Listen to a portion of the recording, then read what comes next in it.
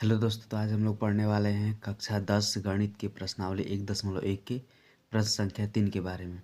प्रश्न क्या दिया है दोस्तों कि अभाज्य गुणनखंड विधि द्वारा निम्नलिखित पूर्णांकों के एचसीएफ तथा एलसीएम ज्ञात कीजिए। ठीक, इसमें 3 प्रश्न है। पहला प्रश्न है 12, 15, 21। दूसरा प्रश्न है 17, 23, 29 और तीसरा प्रश्न है 8, 9, 25। ठीक, तो चलिए एक एक करके हम लोग सभी प्रश्नों को देखते हैं। ठीक, तो पहला प्रश्न दे रखा है 12, 15 और 21। ठीक है दोस्तों, तो अभाज्य गुणनखंड विधि द्वारा इनका एलसीएम और एचसीएफ निकालने के लिए सबसे पहले तो हमें इन संख्याओं को अभाज्य गुणनखंड के रूप में लिखना पड़ेगा। जैसे अगर 12 को हम लोग लिखते हैं तो हो जाएगा 2 छक्के 12, फिर 2 और फिर ये 3, 2 दूनी 4, 4 3 12। मतलब 12 को हम लोग लिख सकते हैं 2 गुणे 2 गुणे 3।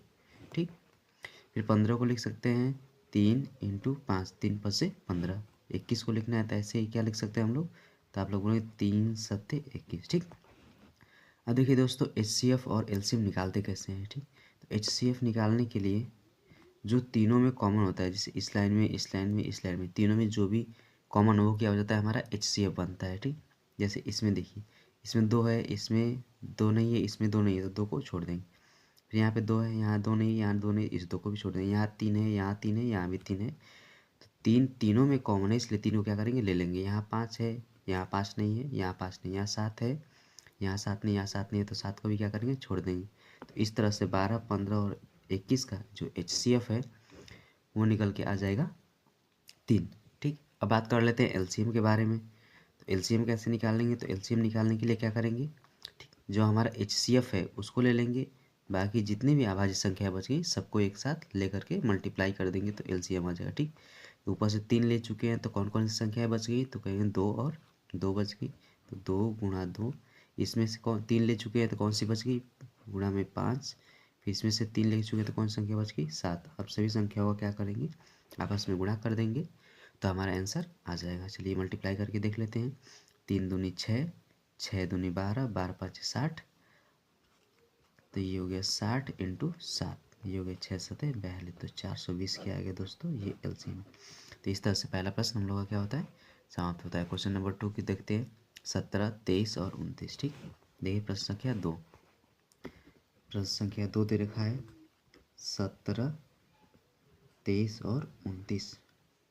ठीक है, आइए देखते हैं। 17 को लिखना हो तो जैसे कि आप लोग जानते हैं कि 17, 23 और 29 सभी क्या है, अभाज्य संख्या है। तो 17 को लिखना है तो हम लोग लिख सकते हैं 17 गुणा 1। 23 को लिख सकते हैं 23 गुणा 1। 29 को लिख सकते हैं 29 गुणा 1। ठीक है, तो आप जैसे देख पा रहे हैं कि इन तीनों संख्या में कुछ कॉमन नहीं है एक के सिवाय। ठीक है, तो अगर इन तीनों संख्या में कुछ कॉमन नहीं है, सिर्फ एक कॉमन है, तो एचसीएफ क्या हो जाएगा हम लोग का, 1 हो जाएगा। ठीक, आइए एलसीएम की बात करते हैं। ठीक, तो एलसीएम निकालने के लिए क्या करते हैं हम लोग, जो एचसीएफ होता है उसको ले लेते हैं, उसके बाद जितनी भी अभाज्य संख्या बच गई सबको क्या करते हैं, मल्टीप्लाई कर देते हैं। 17 गुणा 23 गुणा 29। ठीक, मल्टीप्लाई करके देखते हैं कितना आता है।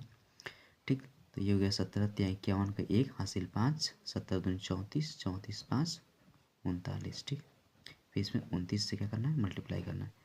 इधर साइड में मल्टीप्लाई करके हम लोग क्या कर लेते हैं, देख लेते हैं। ये 391 हो गया, ये 29 हो गया, 9 एका में 9, 9 9 81 के 1 हासिल 8, 9 तिया 27 8 35। फिर ये बन गया 2 एकम 2, 2 9 18 के 2 9 18 के 8 हासिल 1, 2 तिया 6 1 7। ये बन गया 1 2 1 3, 9 5 14 के 4 हासिल 1, 7 3 10 1 11। 23 10 से ये बन गया 11,431। ठीक, ये क्या बन गया, हमारा एलसीएम बन गया। आइए दोस्तों प्रश्न संख्या 3 की बात करते हैं। जैसा कि दिया है 8 9 25। ठीक है, तो इसको आगे सॉल्व करते हैं हम लोग। प्रश्न संख्या 3। ठीक, ये हो गया 8, ये 9 और ये क्या है 25। ठीक, 8 को लिख सकते हैं हम लोग 2 गुणा 2 गुणा 2। 9 को लिख सकते हैं 3 गुणा 3। ठीक, 25 को लिख सकते हैं 5 गुणा 5। ठीक है, तो जैसे कि आप लोग देख पा रहे हैं इसमें 2 है, इसमें 2, दोनों में ही 2 नहीं है। इसमें 3 है, ना ऊपर 3 है ना नीचे 3 है। इसमें 5 है और दोनों ऊपर वाले में 5 नहीं, मतलब कोई भी संख्या इनमें कॉमन नहीं। तो जब कोई भी संख्या कॉमन नहीं होती है तो एचसीएफ कितना बन जाता है हम लोग का, 1 बन जाता है। ठीक है, ये एलसीएम की बात करते हैं।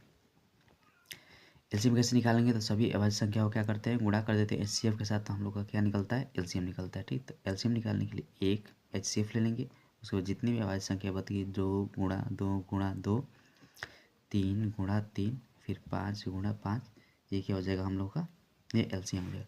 मल्टीप्लाई करते हैं तो ये बन जाएगा 2 दूनी 4 दूनी 8, ये 3 3 9, फिर ये 5 बचे 25, 8 इंटू 9 इंटू 25। ठीक, ये बन गया 8 9 72 इंटू 25।